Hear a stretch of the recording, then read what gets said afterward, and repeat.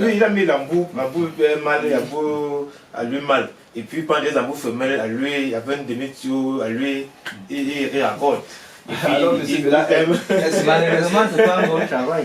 Monsieur Fodon, en ce qui concerne l'entretien, je vous assure que rien ne vaut la tranquillité en plomberie.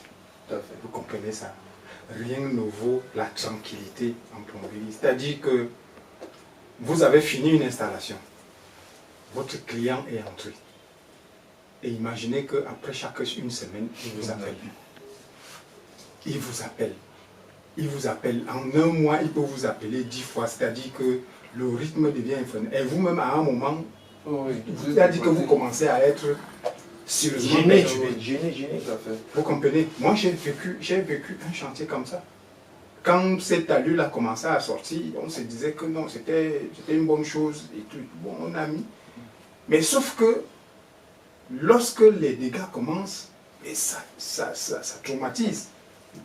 Donc la seule chose qui donne une certaine paix, disons le seul matériau qui donne une certaine paix, une certaine tranquillité, c'est le PPR. PPR n'est pas le système nourrice. Le genre que vous installez, que ce soit avec la nourrice, que ce soit la le ceinture. modèle, vous pouvez dormir 1 an avant qu'un sérieux problème n'arrive. Et quand ça commence, Vous comprenez? Et quand même le problème arrive, vous allez vous l'arranger, vous allez dormir encore 1 an sans souci.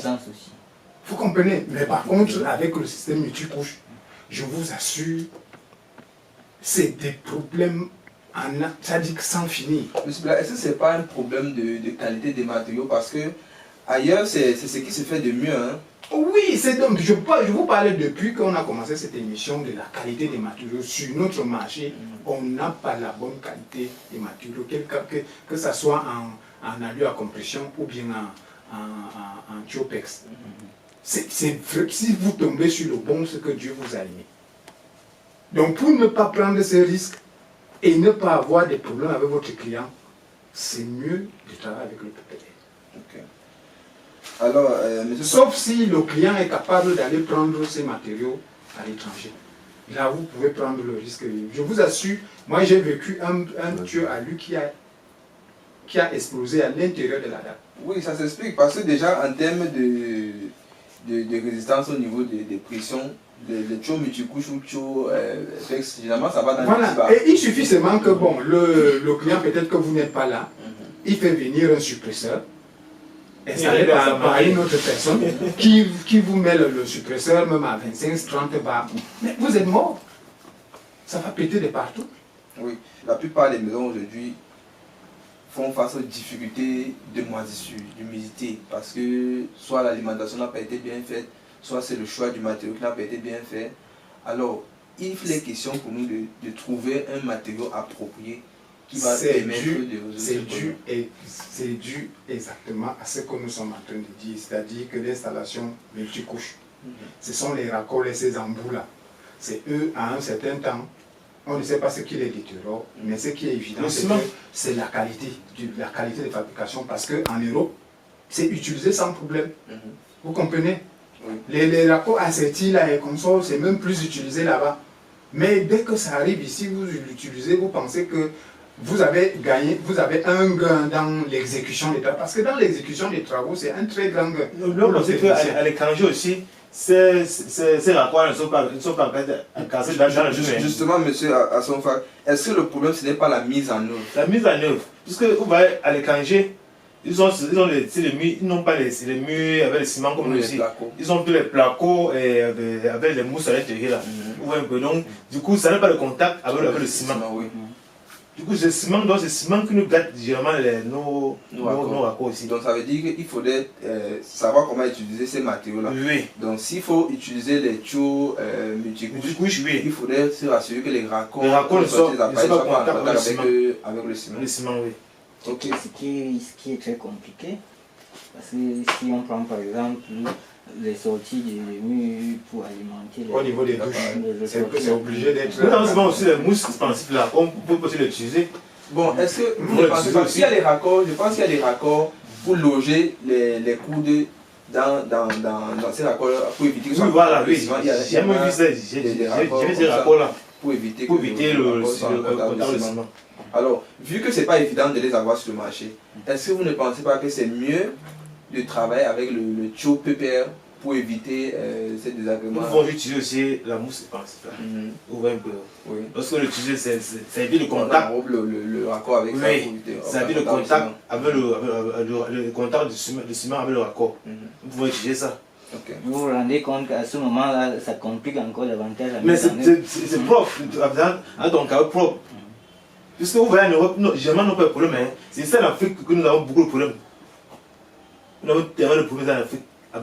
Surtout c'est les raccords, les ressorties là. Comme c'est plein de comme vous voyez, quand vous passez derrière un bâtiment, vous voyez comme il y a l'humidité derrière là. Oui. Ce sont les raccords là que nous lâchons. Ce sont les raccords que nous lâchons. Oui, mais bon, je veux ajouter aussi, bon, il a parlé de l'humidité. Bon, il peut y avoir plusieurs causes de l'humidité. Parce que ça peut provenir des fuites, effectivement, comme on a dit là, des fuites. Généralement, ça concerne plus les raccords, par exemple, compression. Parce que généralement, si la mise en œuvre n'est pas aussi bien faite, si les raccords ne sont pas bien serrés, parce qu'il y a des gens aussi qui ne prennent pas le temps de bien serrer les écrous et tout ce qui va avec. Et puis des fois, il y a des fuites au niveau des ressorties. Pour l'alimentation des différents appareils sanitaires. Mais maintenant, il y a aussi souvent un problème qu'on néglige, bon, qui doit se départager entre également le carrelage et il y a le problème d'étanchéité dans les salles de bain. Parce que normalement, les salles de bain ou encore salles d'eau, dans les salles de bain, on utilise constamment, on utilise beaucoup d'eau. Ce qui fait que l'eau est susceptible de facilement s'infiltrer.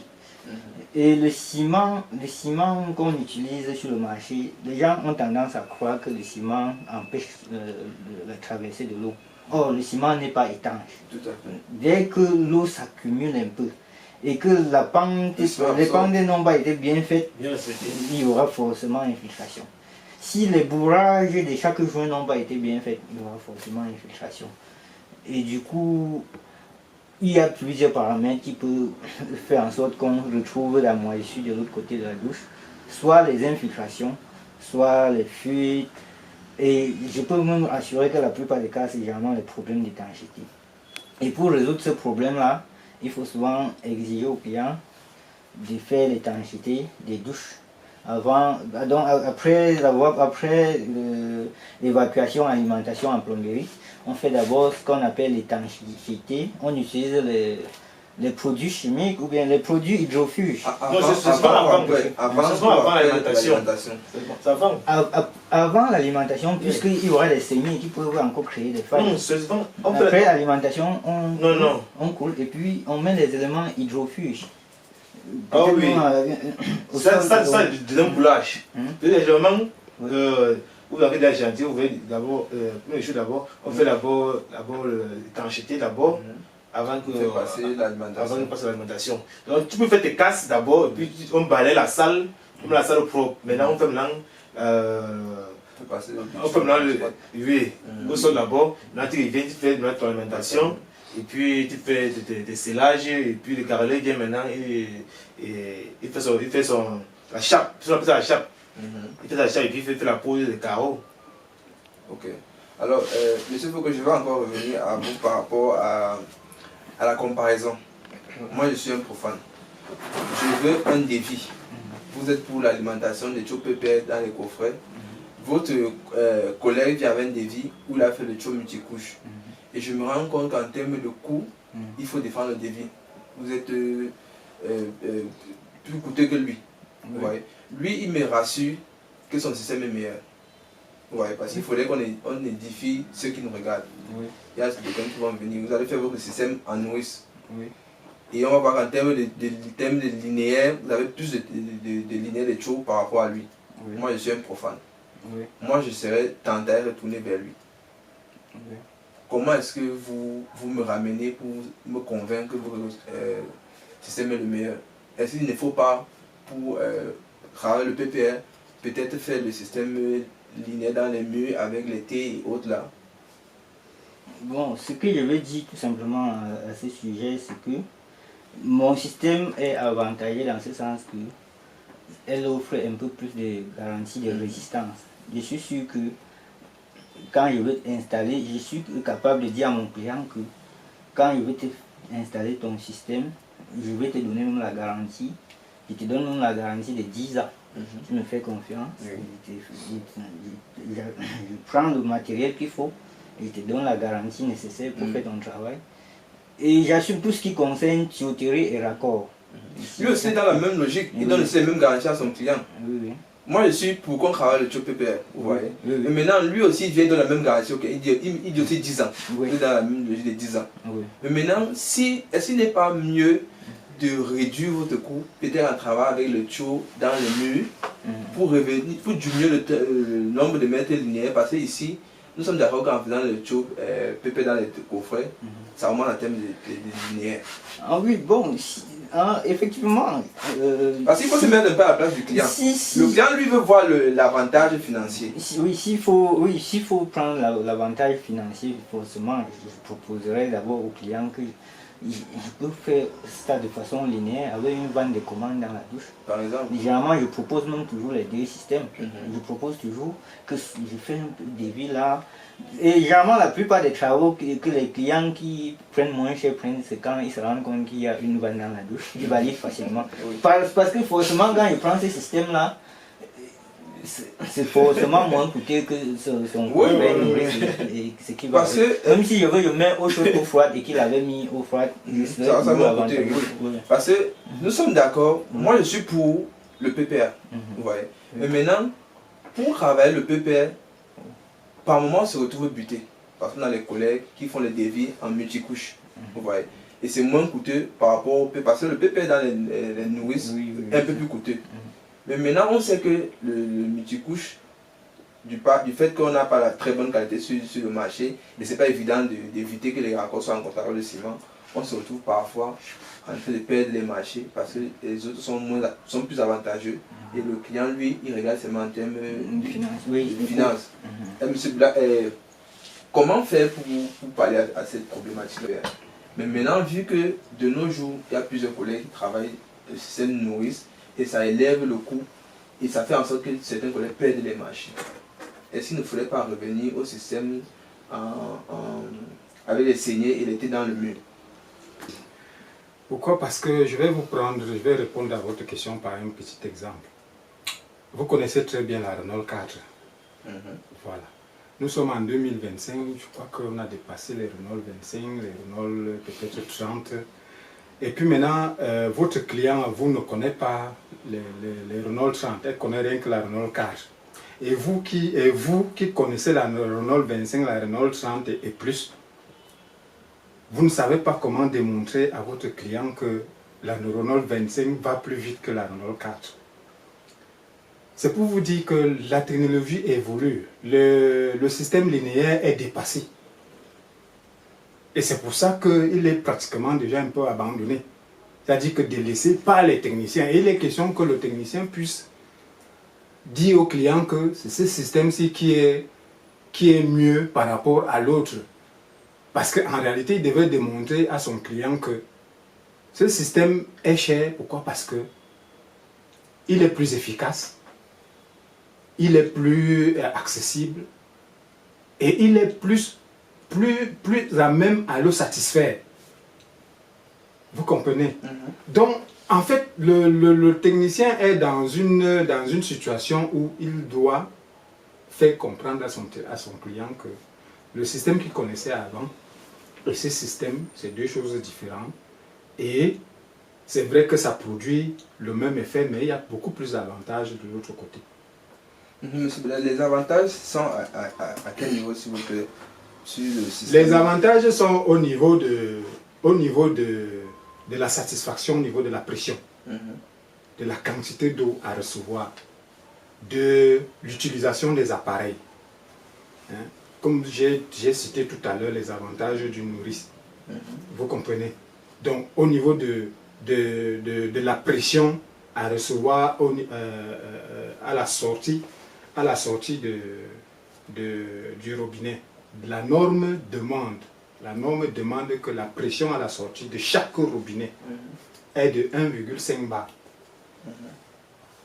Vous comprenez? Bien sûr. Bon, maintenant, imaginez que vous savez à quelle quantité de bar la Camwater nous livre la pression d'eau. 3 bars. Ça, c'est dans les écrits, dans la norme. Mais si vous mettez un manomètre à la sortie de chaque compteur, vous allez voir que vous serez au-dessous de 2,5 bars. Bon, et imaginez donc que vous avez un R plus 4 à alimenter.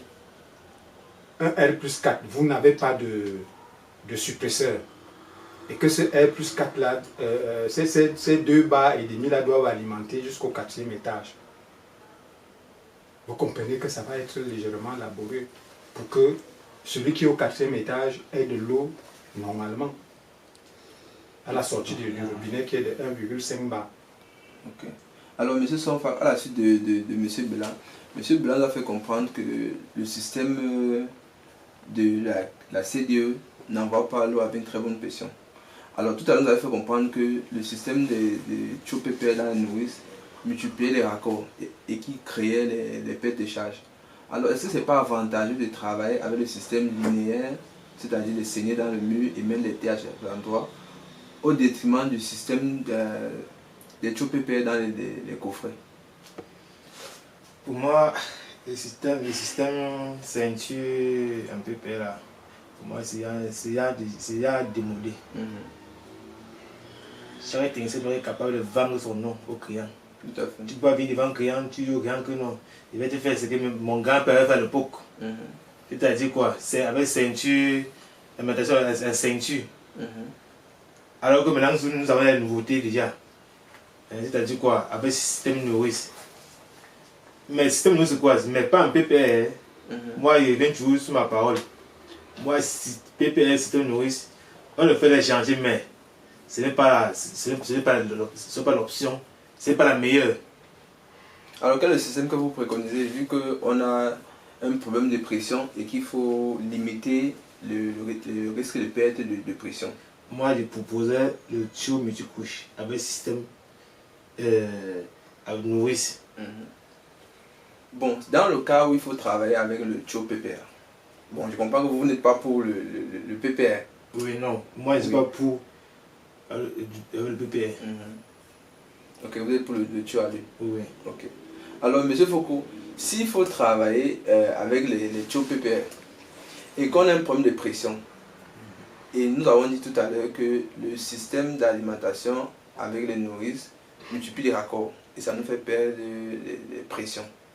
Maintenant, est-ce qu'il n'est pas avantageux d'avoir un système linéaire pour limiter les multitudes de coudes dans le réseau pour favoriser la pression? Qu'est-ce qu'il faut faire pour remédier à ce problème de pression qu'on a déjà à la base et la multiplication des raccords dans les réseaux? Bon, je vais revenir toujours sur ce que j'ai dit au départ, parce que le problème de pression, généralement, vient au niveau c'est généralement le rapport, ça vient généralement au niveau de l'équilibre des débits d'arrivée et des distributions. Si normalement, nous sommes dans un réseau, c'est comme notre collègue a dit, si la Camwater distribue l'eau dans la ville, parce que généralement c'est censé arriver à 3 bars. Ça veut dire que si cette pression-là arrive réellement à 3 bars, en principe on ne doit pas, si tout est bien dimensionné, on ne doit pas avoir une pression au niveau 4. Puisque si ça arrive et qu'au départ on se rend compte qu'il nous faut par exemple un collecteur primaire pour pouvoir distribuer, pour pouvoir faire une séparation de ce qui va aller au dernier niveau, deuxième, ainsi de suite. On sera sûr de bien équilibrer avant de distribuer. Donc pour moi, je me dis que c'est un problème de distribution qui peut survenir à ce niveau-là. Et puis maintenant, pour revenir sur le réseau, l'eau du réseau de la CDE. Des fois, quand on a un déficit de pression, on peut soumettre une demande également. On peut être dans un quartier où il n'y a qu'un tuyau de vin là qui distribue, qui vient avec l'eau pour distribuer le quartier. Et si quelqu'un a son immeuble là qu'il a construit et veut alimenter avec la même quantité d'eau, il est évident que même en termes de débit, c'est petit. Il y a possibilité de chercher à renforcer le réseau, à mener l'eau dans son bâtiment avec un diamètre un peu plus grand. Pourquoi pas un diamètre? Si peut-être tu as ton forage avec un buténaire, tu fais comment? Si tu as ton forage avec buténaire, oui. Nous sommes sur le système PPR. Sur le système PPR, forage avec buténaire. Bon, si on a une grande quantité d'eau, on va donc dimensionner la distribution par niveau. Donc je veux dire par palier. On va créer soit une sorte de distribution depuis la sortie du réservoir et que chaque niveau a sa chute. Et si chaque niveau a sa chute, ça veut dire que chaque niveau arrive avec sa pression pour pouvoir équilibrer la pression. On ne fait pas en telle en sorte que tous les niveaux soient reliés pour que la pression passe pour se concentrer sur les niveaux qui sont un peu plus en bas. Donc à chaque fois, on essaye toujours d'équilibrer la pression pour pouvoir avoir la pression. Et il faut aussi envisager qu'il y a des cas, il y a des maisons où ils veulent avoir effectivement une pression constante qui est autour même des 3 bars. Pourquoi? Comme par exemple le suppresseur qui est généralement réglé à pratiquement 3 bars, ou 2,5 3 bars. On peut également installer, pourquoi pas un suppresseur. On installe un suppresseur et puis la pression. J'ai envie de relancer M. Assonfa. M. Assonfa, vu que vous êtes pour le tuyau multicouche et que vous n'êtes pas trop pour le tuyau PPR, est-ce qu'il est possible de faire une alimentation aujourd'hui sans utiliser le tuyau PPR? Non, c'est pas possible. Pourquoi? On peut faire l'alimentation en multicouche, les arrivées sont en PPR. Okay. Si c'est un PPR, on fait comment? Puisqu'on dimensionne, ça c'est dimension. On dimensionne la tuyauterie. Tu peux décider de vivre en 42, soit en 40. Ça entre dans le collecteur. Dans le collecteur, maintenant, lui discute maintenant en 16. Maintenant, nous savons que non.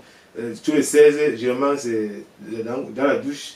La douche est seulement dans les 2, 3. La douche qui est plus grande, c'est tous les 3,50. Vous voyez un peu, non? On peut utiliser le collecteur avec le système nourrice, avec le système tuyau multicouche. Il y a aussi une méthode aussi qu'on peut penser d'arriver aussi même en 20. En multicouche en 20. Qui sort directement soit du château, soit directement de la gaine technique. Qui est la gaine technique comment? C'est-à-dire ça sort. Ça vient en PPR, ça arrête au niveau de la gaine technique comme ça part. Et puis maintenant le tuyau lui prend en 20 et puis ça envoie dans le collecteur. Ok. Alors M. Bella, est-ce que le problème que nous avons ici, ce n'est pas la mise en œuvre, parce qu'ailleurs, d'aucuns travaillent avec le tuyau PPR et le tuyau multicouche ou alors le tuyau PER, mais ils font parfois les ceintures dans les plafonds, parce qu'ils ont des grands plafonds, ils font les ceintures sous plafond, ils n'encastrent pas, et puis ils font les descentes des appareils. Est-ce que chez nous, on n'a pas un problème de mise en œuvre? Là, il faut savoir que c'est une question de choix technique du technicien, du plombier. En concertation avec les désirs du maître d'ouvrage et si possible avec les architectes et les ingénieurs. Par exemple, si ils ont défini un choix de travail, qu'ils ont établi cela dans le cahier de charge, et toi tu viens trouver ça, tu es obligé, parce que peut-être le maître d'ouvrage dit à son architecte ou bien à l'ingénieur que je ne veux pas les éléments de la plomberie dans la dalle. Que tout soit sous plancher. Bon, maintenant, le plombier, quand il arrive, on lui donne ce cahier de charge et il l'exécute. Bon, maintenant, il faut savoir qu'il y a d'autres technologies. Par exemple, je vais prendre la technologie espagnole. La technologie espagnole n'évacue pas, ou bien n'alimente pas comme les Français, ou bien comme la méthode française que nous faisons. Par exemple, je vais prendre un tout petit exemple sur les évacuations. Les Espagnols dans la dalle créent des regards dans la dalle. C'est-à-dire que quand vous évacuez votre douche là, il y a un siphon, un type de siphon qui est là, mais avec le bouchon. Le collecteur, oui, ça reçoit plusieurs... Voilà, exactement, et qu'on peut ouvrir à tout moment. Ça, c'est le système espagnol. Donc, quand vous avez donc affaire donc à ce type de système, si tu viens trouver ce cahier de charge, tu l'exécutes comme ça. Bon, maintenant, dans notre environnement ici, si on te remet un projet, le maître d'ouvrage n'a pas défini un cahier de charge, ni les ingénieurs, ni les architectes, mais que tout dépend de toi. Maintenant, tu te dis, quand je vais alimenter là, j'alimente, d'abord je décide sur une alimentation soit en chandelle, soit en parapluie, ça dépend de moi. Bon, maintenant, dans les salles d'eau, qu'est-ce que je fais? Je viens en colonne avec les PPR, je prends la lupe pour aller dans les appareils. Ça dépend de toi. Bon, maintenant, si tu vois que la lutte te dérange, tu sors des colonnes, tu vas avec le PPR dans les appareils. Tu vois, soit tu es au-dessus du plancher, soit tu es au-dessous du plancher. Ça dépend de ta décision à toi. Donc, ça dépend de chaque technicien en fonction des facilités, de comment il voit, comment est-ce qu'il peut agencer facilement son travail. Mais souvent, on fait face aussi aux difficultés avec les maîtrises d'œuvre qui imposent souvent le choix du matériau. Non, quand il y a une maîtrise d'œuvre, ça veut dire qu'il y a un cahier de charge. Et ils sont tenus à faire respecter le cahier de charge, donc ce qui est écrit. C'est-à-dire que si un document qui a été fait, que le maître d'ouvrage, dont le client a signé, et qu'il a engagé une maîtrise d'œuvre, ça veut dire que la maîtrise, toi, tu dois suivre les recommandations de la maîtrise d'œuvre.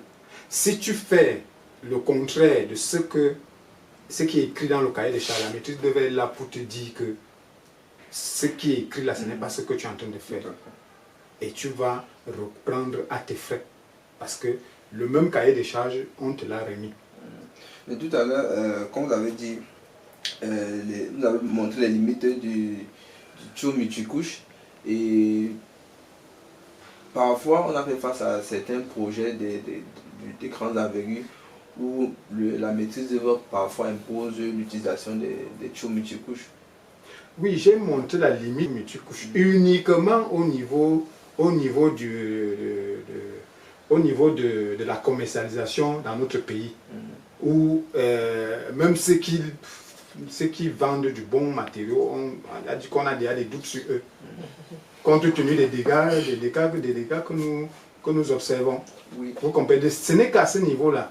Bon, dernièrement, j'ai fait un projet où le multicouche venait du Maroc, et qui est de très bonne qualité, qui a été exécuté, il n'y a pas de souci. Oui, est-ce que ce n'est pas, je vais en revenir, est-ce que ce n'est pas le problème de mise en œuvre? Parce que tout à l'heure, M. Sonko a fait comprendre qu'il y a les possibilités d'éviter que les raccords se retrouvent en contact avec le ciment, par exemple. Je peux dire que je ne peux pas mettre ça en doute complètement. Mais je dis ici en Afrique, quand vous prenez les pays comme le Maroc, l'Algérie et d'autres pays, le multicouche est encastré dans le département. Et il n'y a pas ces problèmes-là. Il n'y a pas ce problème. La majorité même des pays en Europe, c'est vrai, il y a beaucoup d'installations apparentes, mais il y a aussi des installations qui sont encastrées et qui ne subissent pas de problèmes. Ok. Alors, M. Foucault, à la suite de M. Bella, est-ce qu'il ne faudrait pas essayer de revoir la façon de travailler le tuyau multicouche, où il faut complètement proscrire l'utilisation du tuyau multicouche? Bon, on ne peut pas proscrire, vu que dans notre contexte d'ailleurs, vu que chacun y va en fonction de ses moyens.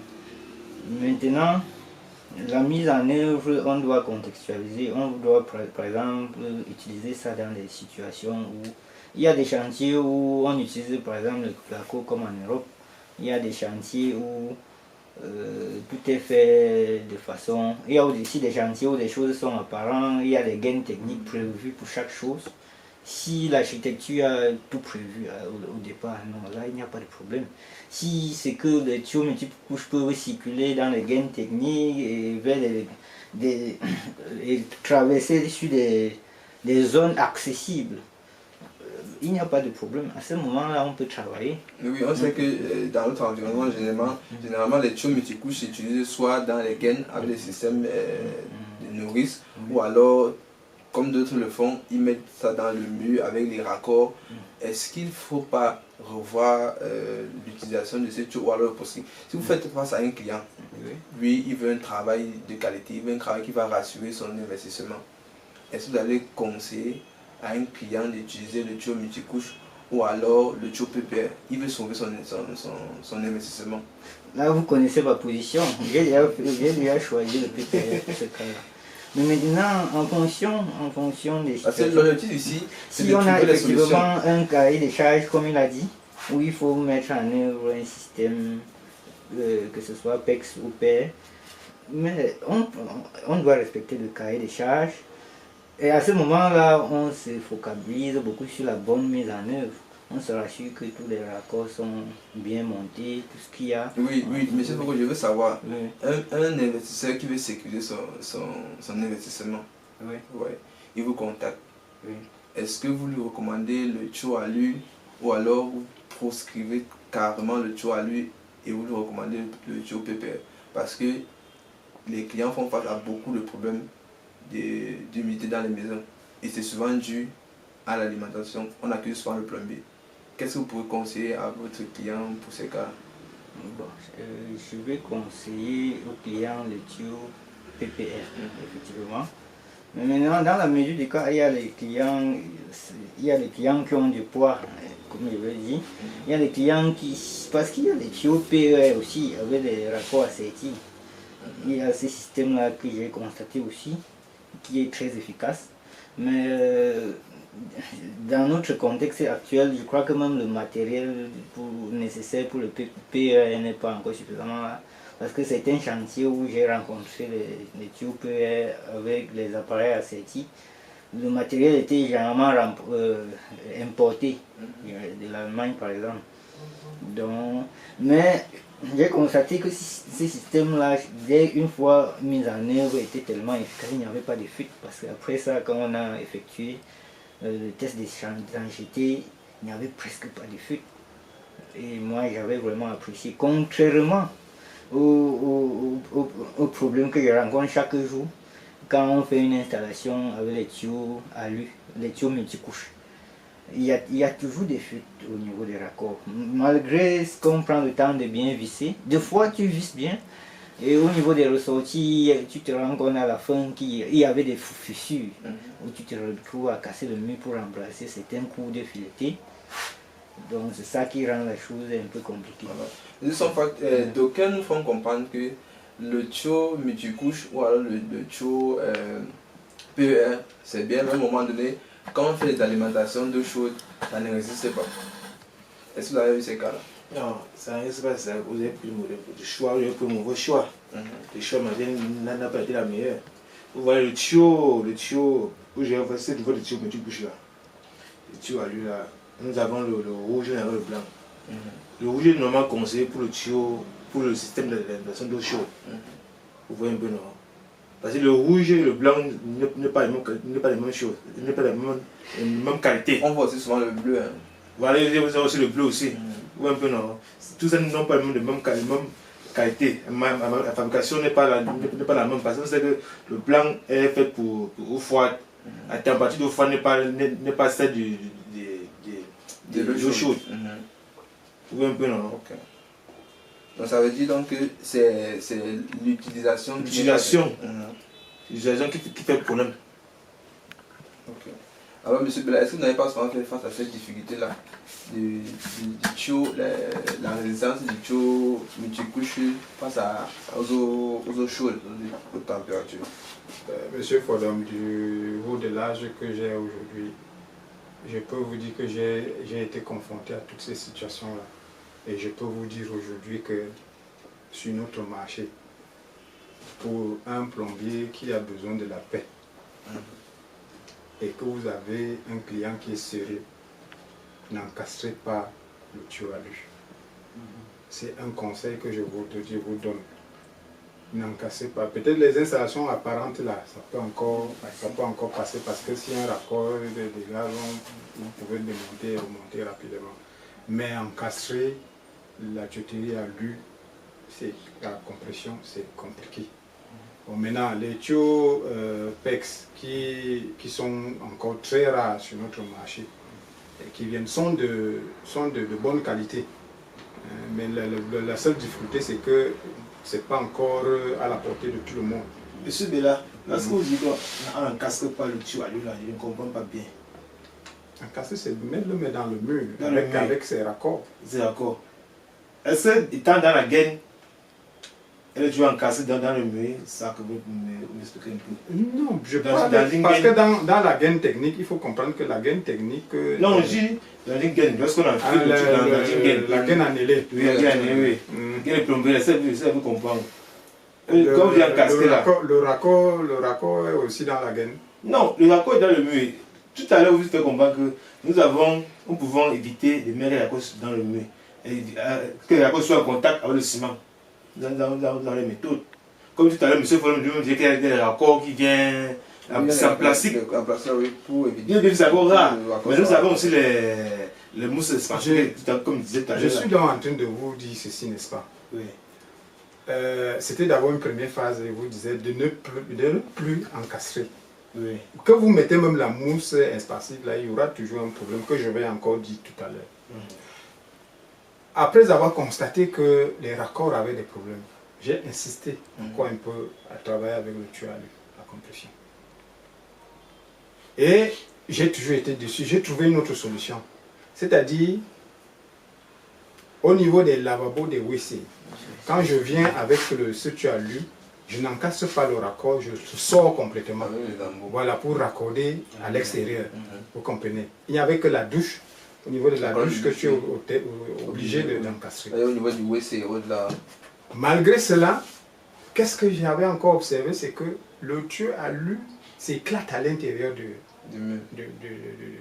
la gaine. De la dalle. Vous avez dit qu'à lui, la gaine, puisqu'il est à l'intérieur de la gaine, il éclate à l'intérieur là-bas, sous le coup de la pression. Vous comprenez? Une pression, on peut être dans combien de bars comme ça? Bon, disons une pression moyenne parce que en réalité les suppresseurs se règlent à 4, 5, maximum 6 bars. Bon, rares sont ceux qui arrivent à 10. Hein? Et même si vous êtes à 10. 10, c'est non. En fait, les tuyaux à compression à lui sont faits pour supporter une pression de 16 bars. Pas même 10 bars, c'est 16 bars. C'est les tuyaux qui couchent, c'est 16 bars. C'est 16 bars. 16, non, la pression nominale. Oui. Vous comprenez? Bon, maintenant, si vous mettez 10 et que ça fait éclater le tuyau à l'intérieur, il y a un problème. Il y a un De problème. quelque façon. Bon. Et vous avez comme ça sur peut-être une fois, 2 fois, 3 fois. Et quelle est la décision que vous prenez? C'est de mettre ça de Acheter côté. bon matériel. Et vous pouvez vous Acheter imaginer bon matériel. comment je peux être exigeant sur le matériel. Mais malgré ça, quelqu'un qui te vend le bon matériel, un jour tu arrives, il n'a pas exactement la quantité que tu veux.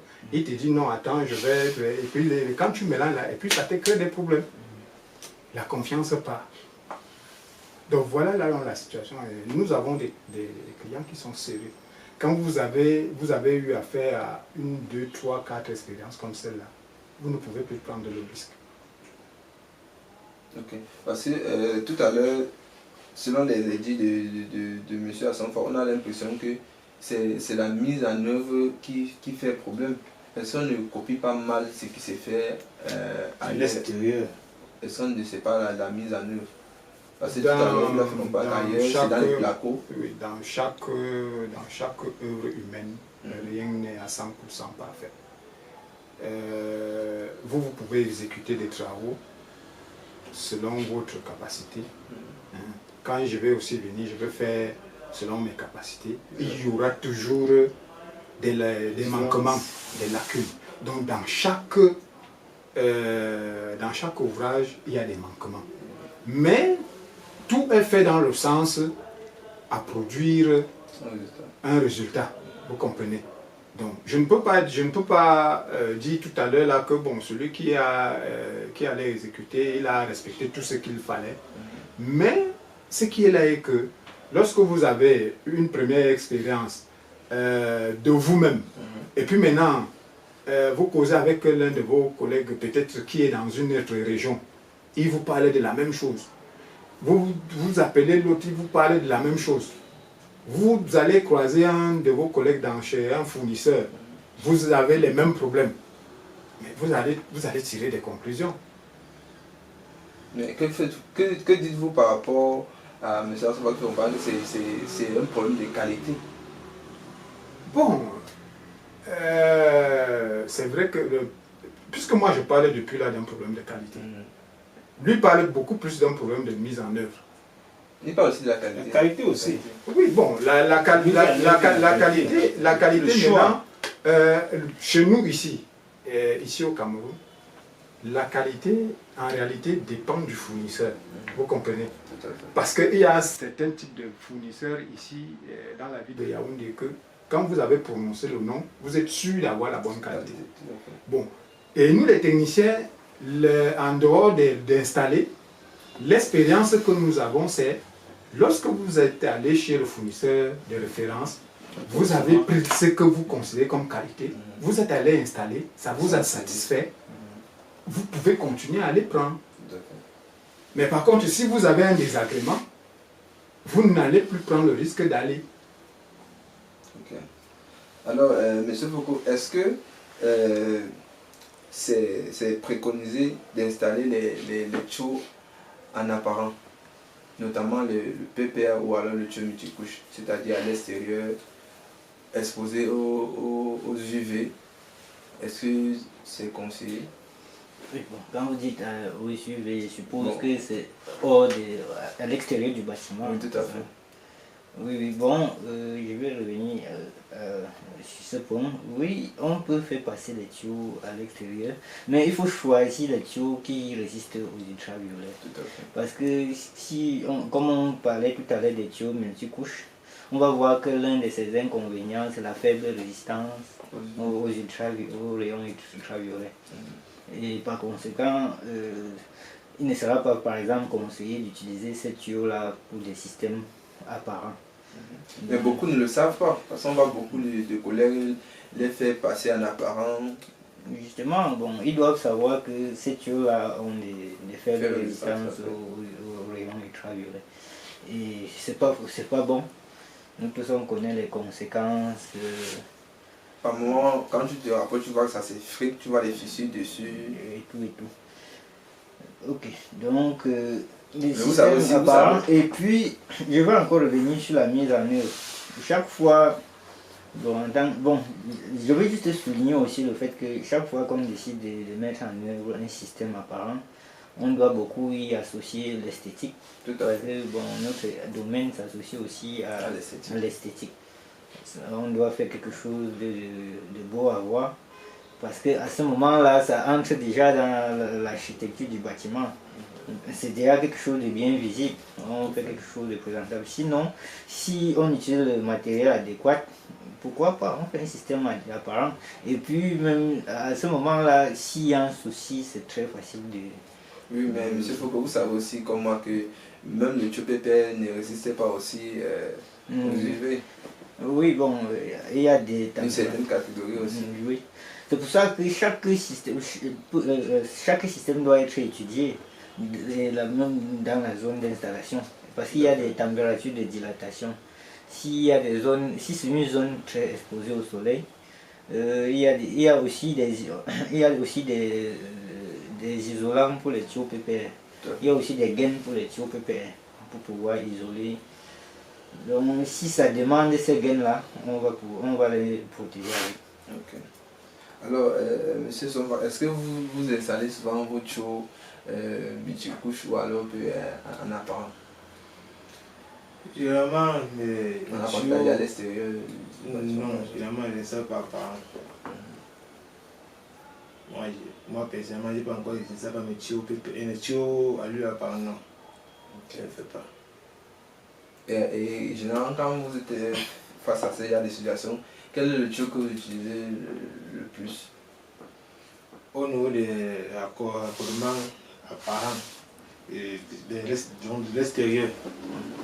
Généralement aussi, il y a le tuyau PPR. Mais en tuyau PPR, vous savez que bon, généralement aussi, en PPR, on l'utilise pour les remontées des châteaux, l'alimentation des châteaux. Vous voyez un peu. Maintenant aussi, puisque l'alimentation à lui, le diamètre est inférieur à celui de PPR, puisque à lui, il ne produit pas les 40 ni les 42. Non, il produit les 42. Il y a le 42. Oui, mais c'est un peu difficile. C'est un peu difficile. Alors on peut faire du coup, on peut faire les centres, faire les colonnes de shit en PPR. Soit en pression, soit sur pression. Oui, ça se fait aussi. Oui, soit en sur pression, ça dit ça, et puis, oui, non, et puis on raccorde, déjà en bas, on continue maintenant à tuer à lui. Mais généralement, pour le shit, comme dit apparemment, parce que tu vas dans le bâtiment, on te voit, quand tu fais les colonnes, quand tu dis les colonnes de shit là, tu t'as dit, généralement, c'est les châteaux. Puisque sur le niveau des murs, l'extérieur, on ne met pas les tuyaux n'importe comment. Généralement, c'est les châteaux qu'on fait les colonnes de shit. Oui, ça, c'est le plus souvent, c'est utilisé comme ça. Oui. Alors, monsieur Bella, nous allons mettre fin à l'émission et nous souhaiterons que vous nous donniez votre mot de fin. Oui, pour le mot de fin, je vais d'abord essayer un peu d'embrayer par là où il a terminé sur la question que vous lui avez posée sur les tuteries apparentes. Il faut savoir que l'installation apparente est conditionnée.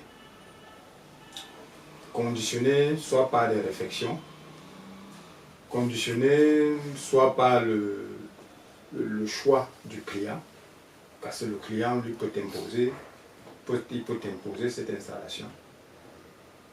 Donc, mais c'est beaucoup plus sur le fait qu'il y a des réflexions, il y a une ancienne installation qui a été encastrée et que pour le remplacement de ces tuteries, il y a les carreaux et consorts, le client ne voudrait pas qu'on le saigne, donc vous êtes contraint à faire une installation apparente. Donc il faut savoir que l'installation apparente, c'est quelque chose qui peut arriver selon les décisions, selon les choix. Bon, maintenant, comme dernier mot, je vais vous dire sur le sujet qu'on avait ce soir que l'alimentation multicouche en PPR ou en tuyau à l'U ou bien autre, c'est une question de choix et de logique. Il y a même un matériau qu'on n'en a pas parlé et qui s'est fait aussi avec le cuivre. On en reparlera. Donc il y a le cuivre parce que le cuivre est un peu dans le même cadre que le PPR. Et le PPR est plus utilisé parce que le travail du cuivre est encore 4 fois plus compliqué. Voilà.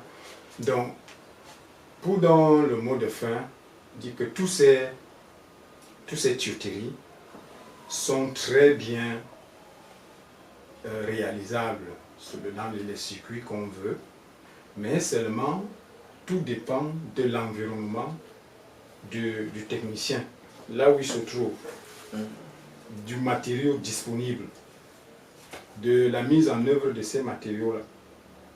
Voilà. Et lorsque donc, le technicien est dans un environnement où il a tout, tous les matériaux sont disponibles.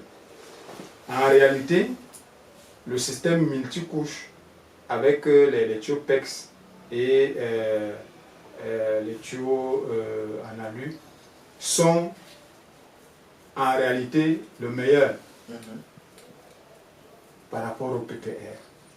Mais comme je vous ai dit le long de ce débat, c'est que on retourne vers le PPR. Pourquoi? Parce que on a des désagréments, on a des frustrations compte tenu du marché qui ne nous offre pas la bonne qualité des tuyauteries en multicouche. Donc il faut, pour ceux qui vont nous suivre et qui sont beaucoup plus des fournisseurs, si je peux lancer un appel, qu'ils nous mettent énormément en difficulté compte tenu avec nos clients. Pourquoi? Parce que la mauvaise qualité des produits qu'ils nous donnent nous met dans les problèmes avec nos clients parce que c'est de mauvaise qualité. Ça pète à chaque fois dans les murs et nous sommes toujours en train d'être traités de malhonnêtes et de mauvais techniciens. Donc en fait, ça dépend de ce qu'ils vont prendre, ceux qui partent à Dubaï, à machin et consorts pour avoir leur gain. Mais en fait, c'est pour venir nous mettre dans les problèmes. Donc, ça va me permettre aussi d'embrayer rapidement sur le projet que nous, les installateurs sanitaires, nous les plombiers, nous avons en chantier, c'est-à-dire la création d'un syndicat qui va essayer de gérer tous ces problèmes-là, surtout le problème de fourniture de matériaux. Vraiment, nous appelons à tous les plombiers qui font face à tous ces problèmes-là, qu'on se mette ensemble et qu'on puisse pallier à tous ces problèmes de normes, parce que en fait c'est un problème de normes et ça devient excessivement très sérieux. Notre pays est dans une dynamique de pouvoir se construire et on a besoin des matériaux de qualité. Vraiment, c'est un cri de cœur que je suis en train de lancer auprès de nos fournisseurs, de vraiment mettre l'accent sur la qualité des matériaux qui font entrer dans le pays. Parce que ça nous met excessivement actuellement dans les problèmes. Ok, merci pour le mot de fin, M. Bela. Alors, M. Sonfak, nous allons passer la parole pour votre mot de fin. Oui, M. Foudon. Pour moi, comme M. Bela disait tantôt, c'est le choix. Le choix et la qualité toujours. Parce que beaucoup de nos importateurs, ils partent soit à Dubaï, soit en Chine, là, ils amènent toujours du matériel. C'est des choix. En fait, même c'est ce matériel qu'on met à vente. De moyenne qualité. Oui, c'est ça qu'ils amènent, du deuxième choix. En fait, je ne sais pas où bien, lorsqu'ils partent, ils arrivent là-bas, on leur propose, le premier choix c'est cher ou bien c'est comment, je ne sais pas. Ils sont ceux qui savent comment ça se passe là-bas. Mais pour moi, lorsque nos importateurs, lorsqu'ils arrivent là, soit en Chine, soit à Dubaï, soit en France, soit en Italie, cherchez nous du bon matériel, vous amener. Même c'est comment on va acheter. Lorsque tu sors ton cahier de charge, tu proposes à ton client que avoir telle chose, il doit garantir tel nombre d'années. Et toi-même tu assumes que vraiment ça va faire normalement, si tu dois garantir 10 ans, toi-même tu assumes que oui, vraiment ça peut faire 10 ans là. Maintenant tu connais le choix, la qualité que tu as, la qualité. Monsieur Sonfak avait de vous lancer en disant, est-ce que ce n'est pas le technicien qui fait problème? Parce qu'il y a quand même des maisons de référence, on sait que si on veut certains types de matériaux, on peut se référer de cette maison-là. Oui, disons que nos techniciens font un problème quoi? Comment? C'est que nos techniciens, quand un technicien sait qu'il va parler dans un endroit dans l'espace de référence, c'est qu'il arrive là-bas, apparemment il ne doit pas avoir peut-être son. On appelle ça yogo.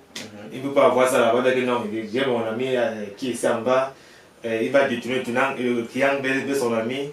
Il arrive avec son ami, il donne n'importe quoi et il arrive, il travaille. 2 semaines plus tard, 1 mois plus tard, 2 ans plus tard, on appelle que donc. Ce que tu as mis au mur là, c'est tout défectueux, c'est éclaté. Là, lui-même comme ça, il réfléchit. Parfois, même ça le dérange, mais. Quand parfois tu peux fuir le chantier. On t'appelle 1 fois, 2 fois, 3 fois, 4 fois. C'est le même problème. À 5e fois, non, je ne suis pas dans la ville. Après, quelqu'un d'autre. Parce que toi-même, tu fuis déjà tes responsabilités déjà. Mais tu as pris le mauvais choix, la mauvaise qualité du matériau. Ok. Monsieur Foucault, nous allons passer à la parole pour votre mot de fin. Ok, merci pour la parole une fois de plus. Bon, nous sommes tous unanimes sur le fait que la première des choses pour un technicien, la première des choses qui pose problème, c'est d'abord la qualité du matériel que nous utilisons. Le matériau. Oui, la qualité du matériau, oui. La qualité du matériau. Maintenant, au-delà de la qualité du matériau, nous avons débattu ici par rapport à ce qui est de mieux pour notre contexte. Et moi, je veux revenir là-dessus et dire que ma préférence, je reste sur le même point, ma préférence, c'est qu'on utilise les tuyaux PPR quand il y a la possibilité. Quand toutes les conditions sont réunies, on utilise le PPR pour une bonne garantie et pour une bonne durabilité. Parce que, comme M. Delal a dit, quand tu utilises le PPR, tu dors tranquillement. Pourquoi utiliser alors les multicouches, sachant que le client va t'appeler du jour au lendemain pour des problèmes de fuite, alors que tu as un matériau dont tu sais que la bonne mise en œuvre te rassure, toi-même en tant que technicien, avant de rassurer le client. Alors, merci à tous nos panélistes, nos invités. Je suis M. Folom Conchoredouard, promoteur de la tribune des plombiers, et je suis content de recevoir les collègues pour échanger sur les différentes difficultés que nous rencontrons au quotidien. Désormais, nous avons cet espace-là pour vous édifier face aux différentes difficultés que vous rencontrez au quotidien. Donc, évitez de vous faire arnaquer par ceux qui ne sont pas du métier, qui s'improvisent dans ce domaine-là et vous créent beaucoup de difficultés. Désormais, vous avez une plateforme pour vous édifier en ce qui concerne le domaine de la plomberie au Cameroun. Alors, dans le cadre de l'innovation ou alors de l'encouragement de ce qui se fait dans ce domaine, nous avons décidé de mettre sur pied le CRFI Award. Le CRFI Award, c'est une initiative qui consiste à récompenser tous ces acteurs qui se surpassent au quotidien, qui font le travail en respectant les normes. Nous avons décidé de mettre sur pied cette initiative-là pour récompenser toutes ces personnes-là. Alors le CRFI Award se tient chaque année et cette année, ça sera le 11 mars 2025 à Yaoundé au niveau du foyer Banjul. Tous ceux qui souhaitent participer, vous n'avez qu'à envoyer vos photos et vos vidéos aux numéros qui vont s'afficher à l'écran. Merci à l'équipe technique qu'on ne remercie pas très souvent et merci à nos différents invités.